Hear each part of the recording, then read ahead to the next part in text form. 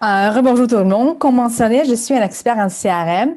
Chez Unibureau, nous avons réalisé presque de 100 000 projets nuagiques pour les organismes et je sais que le diable est dans le détail. Donc, alors, par où commencer? Souvent, nous pensons à commencer par regarder nos données pour obtenir la direction et comprendre l'histoire que nos données nous racontent. Cette façon de penser peut être pertinente dans certains cas. Mais ce qui concerne le parcours des donateurs, je pense que cette approche est à l'envers. Organisation et collection des données sans le plan, sans la destination, c'est un peu fou. Sachez où vous allez avant de commencer à faire vos valises.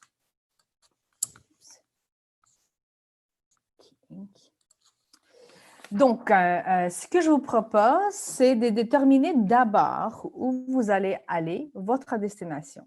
S'agit-il d'augmenter le nombre de donateurs récurrents de 10 à 5 ans? S'agit-il de récolter 25% de plus cette année que l'année dernière? S'agit-il de développer une liste de donateurs potentiels pour le don des legs? Donc, établissez votre destination finale en toute première étape. Lorsque vous savez où vous allez aller, vous pouvez maintenant commencer à planifier la manière dont vous allez y rendre, la carte. Donc, l'analyse vient en seconde étape. Quel est l'écart que vous devez combler en termes de donateurs, en termes d'argent? Quel est le point de départ? Quels sont les bons donateurs à solliciter? Qui sont les mauvaises? Que devez-vous savoir d'autre pour atteindre votre objectif, votre destination? Enfin, une fois que vous savez où vous voulez aller, atteindre 50 donateurs récurrents, par exemple, et vous sachez que présentement, vous avez que 10 donateurs récurrents, donc un écart des 40 à combler, et vous avez 0 donateur dans votre potentiel récurrent. Donc là, vous avez quelque chose pour commencer. Seulement à ce moment-là, commencez à réfléchir aux outils, aux données nécessaires pour réussir et atteindre votre destination. Souvent, nous tombons dans le piège qui consiste à regarder nos données en première étape et essayer de comprendre ce qu'ils nous disent. C'est quoi l'histoire? Puis, par la suite, élaborer notre plan. Je suis une geek des données et je pourrais passer des heures et des heures à les nettoyer, les connecter, les organiser. Pour moi, c'est presque thérapeutique. Mais bien, trop souvent, c'est une perte de temps. Parce que ce que je nettoie, organise et normalise ne sera pas utilisé dans l'analyse ou apporte peu de valeur ajoutée. Donc, ne tombez pas dans ce piège, ne sevrez pas vos données, faites-vous suivre par les données. Je ne vais pas parler du fait d'établir une destination, un objectif. La plupart d'entre vous ont déjà une destination en tête. J'espère qu'elle est mesurable et vivante. Par conséquent, je voudrais passer directement à la partie analytique d'élaboration d'un parcours de donateur et la source secrète des parcours comme qui m'a déjà dit, c'est segmentation. Mais avant de commencer, ce que peut-être vous attendez aujourd'hui, il y a beaucoup d'informations, beaucoup de travail et c'est le cas. En même temps, je voudrais vous rappeler le principe des Pareto, également connu sous le nom d'Aurel 80-20. Fondamentalement, 80% de l'objectif provient des 20% de nos donateurs. Dans l'espace philanthropique,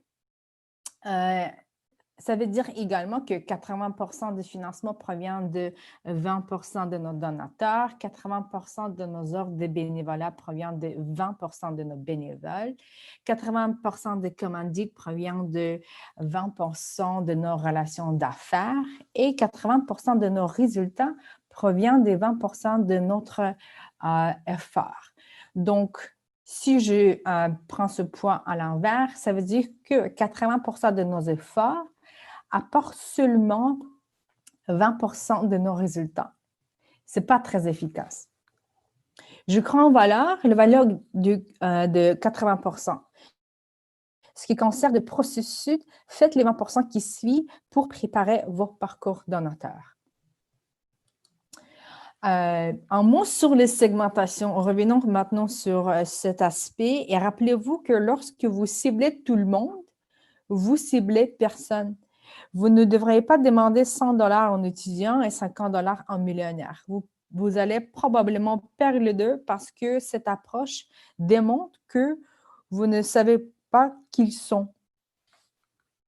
Et cela nous amène à un point central qui est profil du donateur. Les analyses ne peuvent aller nulle part si vous savez qui sont vos donateurs, comme qui m'a déjà mentionné plusieurs fois.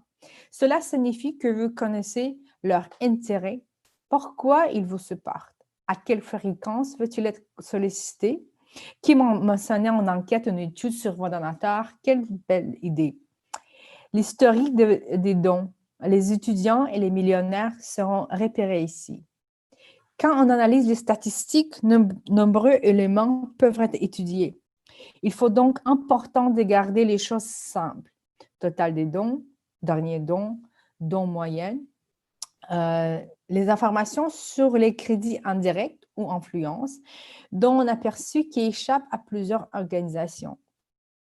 L'histoire du donateur, biographie du donateur. C'est un très bel point et j'ai un organisme avec qui nous travaillons. À chaque fois qu'un donateur appelle, il lui pose des questions sur ses intérêts, sa vie, sa famille. À partir de là, il élabore lentement, mais sûrement, une histoire autour du donateur. Il s'agit d'une collecte des fonds et une gestion des donateurs très stratégique. Dans Salesforce, nos clients possèdent de nombreuses statistiques sur les donateurs. Pensez-vous que nous les utilisons tous pour élaborer et segmenter? Rarement. Ce n'est pas parce que vous avez de nombreux indicateurs intéressants que vous allez les utiliser tous dans votre analyse. Quand il y a trop d'informations, c'est facile de perdre la vue. Au moins que vous avez une armée d'analyse, concentrez-vous sur l'essentiel, sur les indicateurs qui apportent du valeur. Rappelez-vous toujours la règle des 80-20. 20% des statistiques ou indicateurs comportent 80% de l'information importante. Moi, c'est mieux. C'est ici que se trouve 80% de valeur sur un profil de donateur. Ici, on voit que c'est le donateur, combien il donne, les programmes qu'il supporte, comme qui m'a dit dès le début, c'est très important de comprendre et segmenter par programme ou service de votre organisation. Parce que notre engagement avec le donateur, c'est également, les rôles, je voudrais parler un peu des rôles. Ici, on collecte l'information sur les rôles d'un contact parce que ce n'est pas la même approche si on est un donateur potentiel ou si c'est un donateur qui est également un membre de notre CA.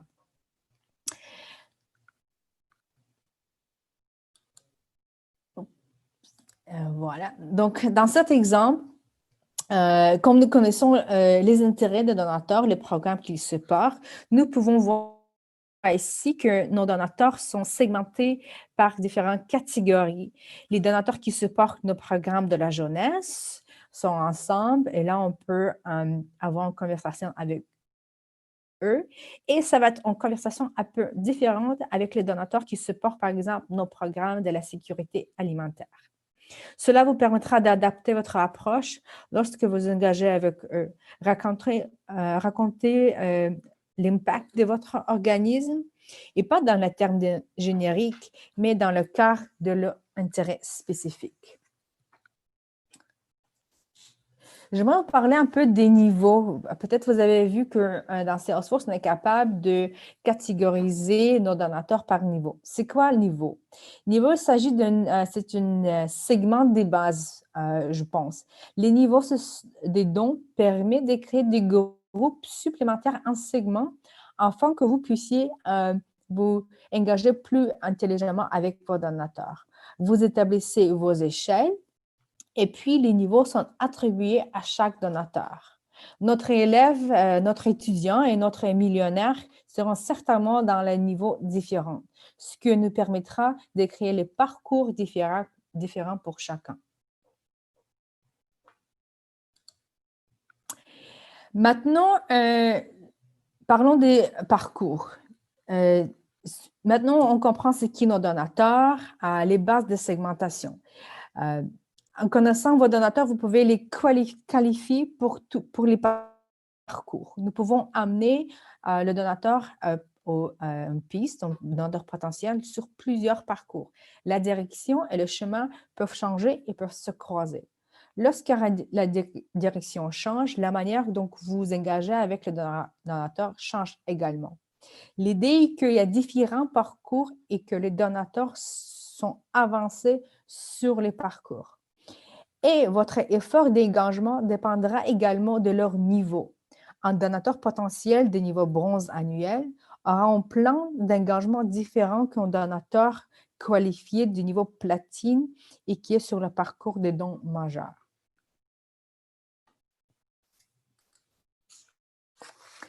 Donc, voici un exemple, une moyenne très simple, comme on le fait dans Salesforce, un ensemble des champs des parcours avec des étapes pour chaque parcours, pour chaque donateur.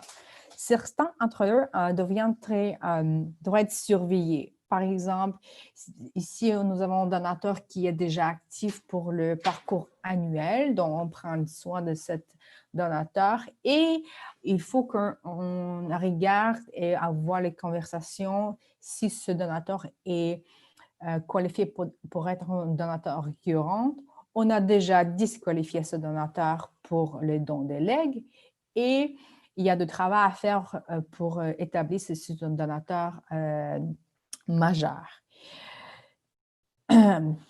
Avec cette perspective, vous êtes équipé pour avoir des bonnes conversations avec les bonnes personnes à bon moment. J'ai deux autres réflexions à partager avec vous sur segmentation. Un, statut de donateur. Nombreuses organisations n'ont pas toujours défini les critères pour les donateurs actifs, périmés et inactifs. Est-ce que les actifs, ce sont ceux qui ont fait des dons au cours des 2 dernières années ou c'est 365 jours? Donc, c'est une réflexion à faire et analyse à faire également. C'est important de définir, car si on ne définit pas, on ne mesure pas. Si on ne mesure pas, on ne le gère pas. Et cela peut être la raison pour laquelle nous passons beaucoup de temps à chercher de nouveaux donateurs, alors que nous devons prendre soin des donateurs actuels actifs. L'autre outil, c'est notre rapport sur les donateurs qui ont donné l'année dernière, mais pas malheureusement cette année. Je vois qu'il y a beaucoup d'organismes qui l'utilisent, même ceux qui n'utilisent pas Salesforce, mais ça, c'est le rapport qui est votre outil, le cible, parce que les donateurs qui figurent sur ce rapport sont les donateurs qui ont un risque d'être périmés ou inactifs. Ce que je vous propose, faites un pas plus et décomposer ce rapport par niveau. Ensuite, oui, faites un parcours et un plan d'engagement pour chaque niveau du segment. Concentrez-vous sur le niveau supérieur, les 20% de donateurs qui vous amènent 80% des financements.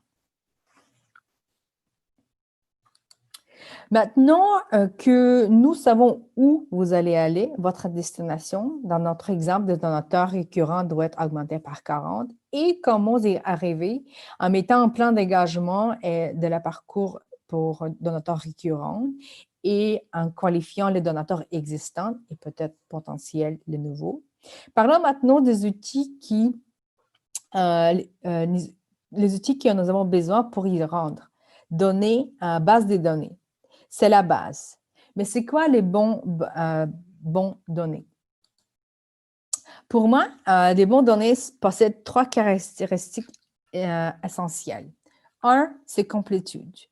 Est-ce que les données sont complètes? Autrement dit, les caractéristiques dont vous avez besoin sont bien rentrées dans votre plateforme, dans le profil des donateurs. Des éléments tels comme historique des dons, les intérêts doivent être complétés pour chaque donateur. Ce que je vois très souvent avec nos clients, c'est que nous collectons trop des données que nous utilisons rarement. Comme le temps est précieux et limité, cela nous empêche de passer du temps à compléter les données qui sont de vraies valeurs que nous avons besoin dans notre analyse, dans notre parcours. N'oubliez pas que seulement 20% de vos données fournissent 80% de l'information importante. Uniformité. Pour vous aider dans cet aspect, utilisez les listes de sélection de valeurs prédéfinies. Nous voyons souvent comme Montréal est écrit dans plusieurs formats et cela nous empêche de générer les rapports intelligents et qu'on peut utiliser dans notre analyse. Par la suite, le doublon. Le doublon, c'est la réalité pour plusieurs et c'est quelque chose comme nettoyer votre maison, il faut l'entretenir. Entretien, c'est très important et il n'y a pas de solution magique ici, c'est vraiment la diligence et contrôle en continu. Ce qui est important pour les données, c'est il faut tenir toujours en esprit que vous pouvez faire rien à votre données s'ils ne sont pas fiables. Donc, ce qui rentre et la qualité, ce qui sortira le sera aussi, mais le contraire est également vrai. Donc, soyez au courant de votre objectif, de votre destination. Dans notre exemple, c'est 50 donateurs récurrents. Déterminez comment y rendre. C'est quoi la question que vous devez vous poser pour arriver à votre destination et utiliser les bons outils, les bonnes données nécessaires pour avoir une bonne analyse. Tout cela en gardant à l'esprit la règle de 80-20. Petit mot sur Inabureau, ce que nous faisons, c'est nous faisons les organismes à but non lucratif à mettre en place des outils pour gérer les donateurs et d'autres processus internes. Et non, ce n'est pas nécessaire d'être un grand organisme pour avoir une plateforme CRM de premier plan. La technologie infonuagique est plus que jamais actuelle. Et notre objectif, c'est de mettre cette technologie au service des organismes à but non lucratif. Merci beaucoup.